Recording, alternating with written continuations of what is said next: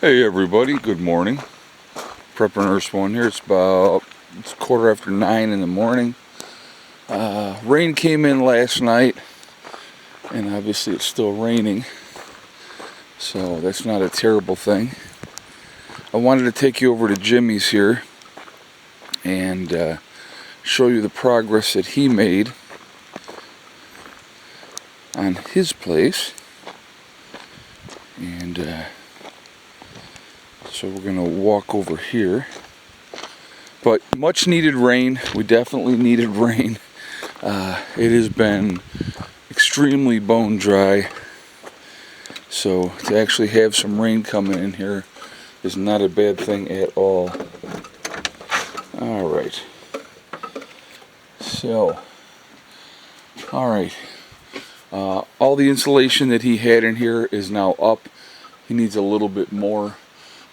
But I was going to show you, he picked up his flooring that he needed, that he wants to do, but they didn't have the insulation. Now, if you guys remember, he had this up, this higher door frame, because he wants to put insulation between the floor and the flooring on the inside, and he also wants to do that on the bottom underneath as well.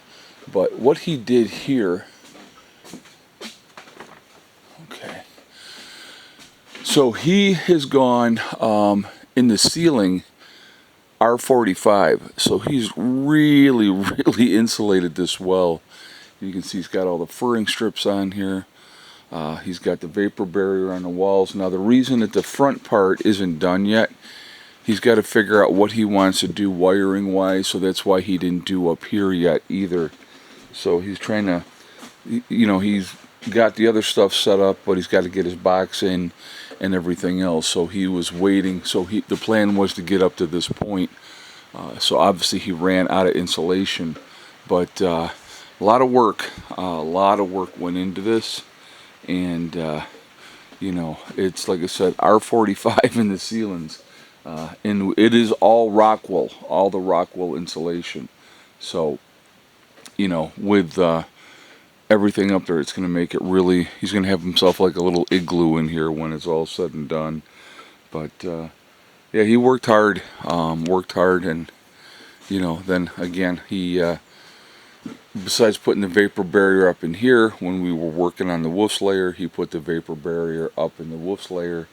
So very productive weekend overall.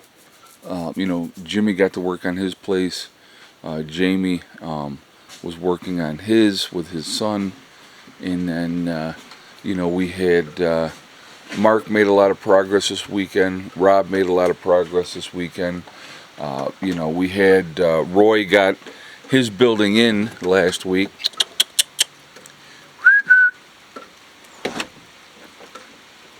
Hello, girl. There she is. She was looking for him. She's like, where is he? What happened? What happened, baby? So, but anyway, overall fantastic weekend. We got a lot of, actually we could probably walk over, yeah, we'll walk over to the pavilion and I will show you. So we had 13 5-gallon buckets of apples, okay?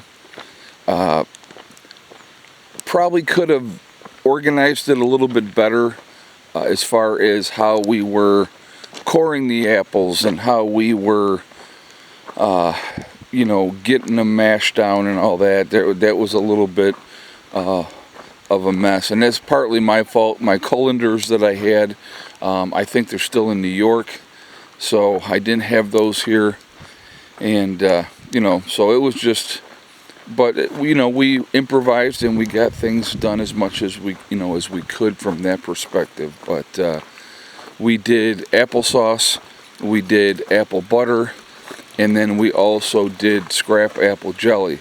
Now, we only ended up processing, I think it was 5 buckets out of the 13.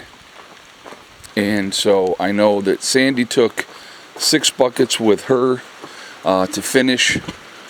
Her and her sister to finish, and then you had Cheryl took a couple of buckets because she wanted to dehydrate apples.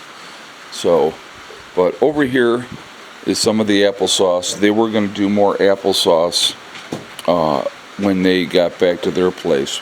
But after we're doing that applesauce, the focus over here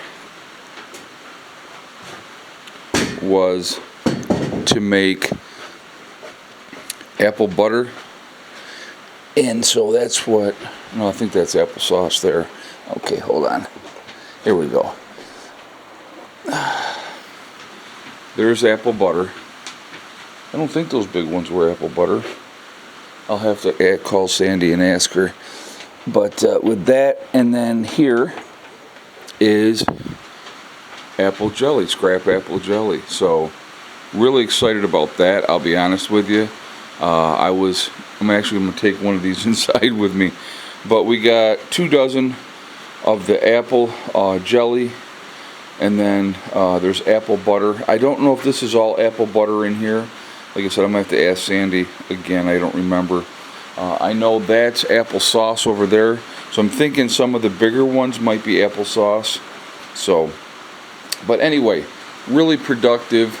It was enjoyable working together, as a team, and just working on that process of things. And, realistically, in the true SHTF situation, preserving food is going to be huge.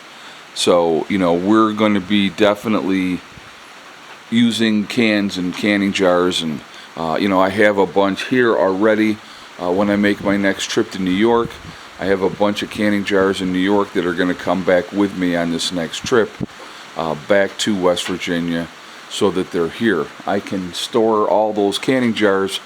We had put these boards here up before, so canning jars can go up there with not a problem. So, there's definitely places, and obviously we have places to put things now, so that makes a big difference overall. But really pleased how everything's come together. And like I said, the teamwork is the biggest thing, folks. If you got the right team working together, things go smoothly. It's pretty decent, and works out really well. So anyway, I am going to jump off of here. Me and Miss Heller are going to go inside. I hope you all are having a great day. Please be safe, continue to prep, take care of your business, and I will see you guys all on the next video. Preppreneurs 1, out for now.